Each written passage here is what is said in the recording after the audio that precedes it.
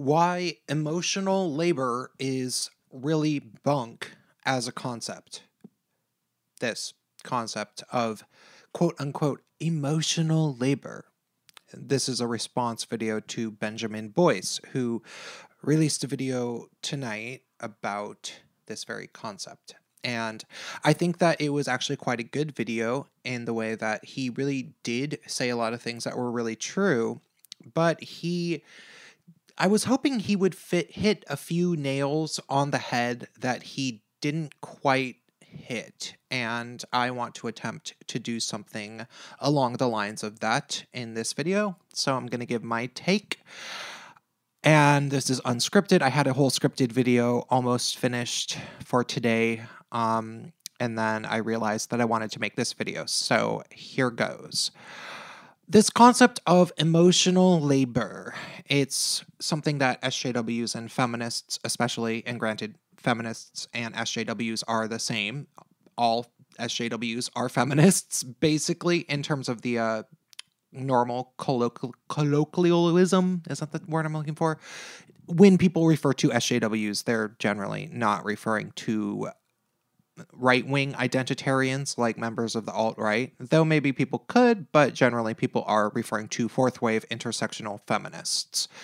And so when SJWs talk about emotional labor, what they're really referring to, what they think that they're referring to, what they wish that they were referring to, it came from intersectionality, and I think that various Black female authors wrote about the concept of emotional labor because they were trying to find value in the work that they did during the civil rights era as women. Because, and I can't remember the exact author that I read this from, but this was a thing that came up numerous times that I've read from, early intersectionality theorists and intersectional feminists. So these were Black women that were saying that their work as Black women in the civil rights movement was largely ignored because the men got all the credit. And these were women who were raising the kids, taking care of the household, and then also putting in emotional labor with often their husbands and men that weren't even their husbands' friends, and all the men that were really working hard on the front lines of the civil rights movement, the Medgar Evers and Martin Luther Kings and Malcolm X's of the civil rights movement. They were given this big platform, and they had a lot of people, communities behind them, but they were supported by the women who put in emotional labor, right? And there's elements of truth to that, obviously. People say that about women all the time. Behind every great man, there was a great woman. Sure, that makes sense. Fine. I'm not going to discount that concept as something that people should pay attention to. But the thing about feminists is that they sort of take these things and they pervert them always. They have a habit of doing that. There's often a kernel of truth, and then that kernel of truth snowballs into a big monster of lies. And so this concept of emotional labor grew from that, and then it started being that women who weren't really necessarily putting in emotional labor started using this notion that maybe they supposedly were to start acting like they were doing a whole bunch for men. And I don't really have a really super great example of this. There was a funny article on Everyday Feminism about 10 types of misogynists that you should avoid, and I used it in one of my early videos to talk about how crazy feminists are, and they used this example of that men who ask for too much emotional labor from women as an example of a misogynist, and the idea that they were getting at was, and then granted, this is everyday feminism, so these people are crazy, but the idea that they were getting at is that there's women who are really, really nice, and they are really good friends to many different men. Granted, they're probably doing this to females, but these are these women that you know who will listen to, if you're upset about something, she'll have a conversation and she'll just listen to you vent, and she'll offer you advice, and it is kind of an act of labor on her part. Sure. And I think that females do tend to do that a bit more than males. I'll give females credit for that a little bit. Feminists will take that notion, and it'll be a feminist that these are individual people. I'm not saying all people who self-identify as feminists, but there are definitely certain feminists out there who will use that notion that some women do that, and then they'll act like they do that. And they'll be like, oh my God, I devote all this emotional labor all the time and blah, blah. And they really don't. They're actually not putting in any sort of emotional labor at all. They're kind of jerks. They're kind of completely selfish, and they make every conversation about themselves. And then they have a tendency to say that after the fact, after they did that, then they'll say, and I was putting in the emotional labor. And that's not what they were doing. What they were really doing was they were having a venting session of personal catharsis where they were venting their own bullshit. And then somehow they were able to twist it around and accuse somebody else of demanding emotional labor for them. And that's what I see happening really, really commonly with the type of people that Benjamic Boyce is complaining about. So we look at situations like the Evergreen campus, and we see all of these students who are often Black, but other SJW type students as well. And they'll sit there and they'll be completely obnoxious, and they will, they will rant at a white person and go on a tirade about how they don't give a fuck about their white feelings and blah, blah, blah, blah, blah. And then after that interaction is over, they'll have the audacity to potentially say that they put in emotional labor towards the white person because it shouldn't have been their job to educate them, and it shouldn't have been their job to tell the white person that it's not their place to have their white feelings. After this person was already out of line and emotionally abusive, they'll claim that they were the ones putting in the emotional labor.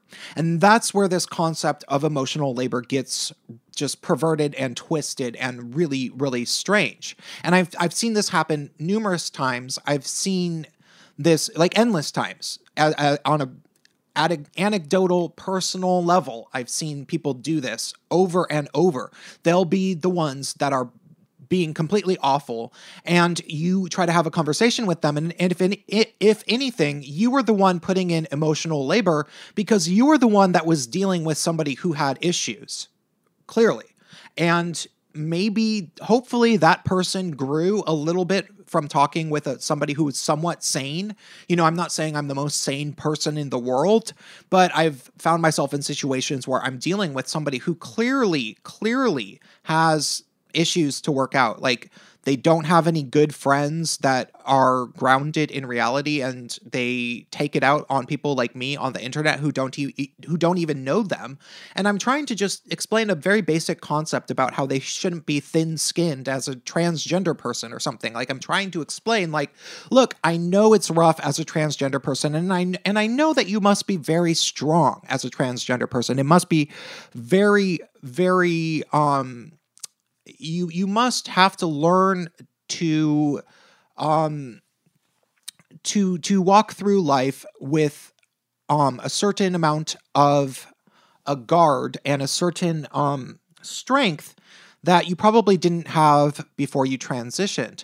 However, you're also obsessing about microaggressions to somebody like me on the internet, and I think that's a counterproductive usage of your time. I think that you'd be happier if you didn't, get mad over the word tranny. And it's not even me that it's not even I that said the word tranny to them. I'm just having a concept about the word tranny, and then they start insulting me a whole bunch, and I'm just trying to, get them to get a grip. I'm just trying to get them to calm down a little bit, and because I think that they would be happier. And they leave the interaction somehow convinced that they were the ones that put in or no, it might not even be them. I've been in this type of interaction with somebody else, and they were freaking out and going crazy. And I was offering them pretty good advice. I think that's pretty basic advice, that, you don't have to be crushed every time you hear the word tranny. And then somebody else, some other person that wasn't even necessarily involved in the conversation, thanks them for putting in emotional labor towards me, because they see the interaction as the exact opposite of what was the case, because they think that people should get upset about microaggressions. They think that that is productive, and they think that anybody who says that people shouldn't get upset about microaggressions, well, that person's wrong. And so so that person gets congratulated for being fragile, for being emotionally abusive and attacking a stranger on the internet who was really actually being fairly rational. And then they get rewarded by praise of putting in emotional labor. And that's what's really toxic about this concept to me. I've also seen, it's this misplaced notion that these people are right when they're kind of just wrong. And they've considered it's like, I can see why they think it's labor, because it is an uphill battle. It's an uphill, they are pushing a giant boulder up a hill by trying to argue things that are just objectively untrue. And that's what they're doing. And so I can see why they think that it's labor. But ultimately, the people who are putting in something that could better be described as emotional labor are the ones who are doing something that's actually productive.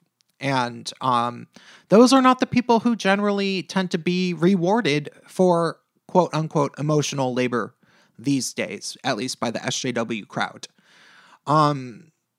There are some people who thank people like me for putting in emotional labor and making my videos. Actually, Benjamic Boyce, I made a video called, I think it was the one called Why SJWs Think That They Can Read Your Mind. And he tweeted, I thought that he would like it, so I tweeted it at him, and he tweeted, "Thank you for the emotional labor of making this video." And I felt like it was sarcastic, so I was like, a little bit like, oh my God, are you making fun of me? But at the same time, I ultimately, it was an act of somewhat emotional labor, and hopefully it was a good video, and hopefully I'm actually right. And I mean, no, but it wasn't necessarily an act of emotional labor, because it was actually an act of artistic, tangible labor. More than that, like I actually wrote out a script, recorded the script, edited video, a slideshow to go along with it, and now it's on YouTube and it can be watched by anybody. I didn't just sit around talking to somebody in a room or in a Facebook sub-comment thread that will be forgotten about. I actually did put tangible labor into something, and it now exists. So it is a little bit different. And personally, I don't really want people to congratulate me for emotional labor, because ultimately, anytime anybody has a conversation, they're putting in emotional labor. Like the intersectional feminists that were originally trying to say that they put in all this emotional labor with their with the black male civil rights leaders that they sat down with. Sure, maybe they did put in that was emotional labor, yeah. But at the same time, if they had these, personal therapy sessions where if it was a wife talking to her husband and she was offering him emotional labor when he talked about his problems, at the same time, he was putting in emotional labor too. He was sitting there talking to her, relaying his experiences. He was, part of his process as a civil rights leader was to bounce ideas off of his wife and hear what she thought about it. So it's not like he was just, being served by his wife at that moment. She was helping him. Yeah, absolutely. She was a part of a collaboration, but it's not like he wasn't working when he was talking to her. It's not like it was simply something that she was giving to him. You can't say that it was her serving him when it was a collaborative effort. They were both doing something. I think that that's all for this video.